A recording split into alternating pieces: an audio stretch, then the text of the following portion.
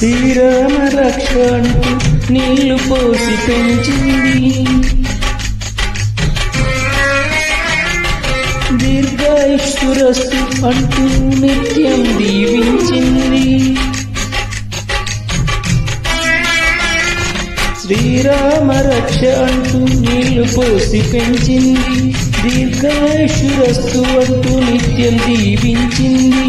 నూరేళ్ళు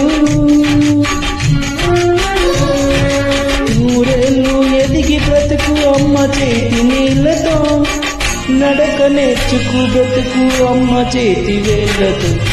ఎవరు రాయగలరు అమ్మాను మాట కన్న కమ్మని కావ్యం, ఎవరు పాడగలరు అమ్మాను రాగం కన్న తీయని రాగం.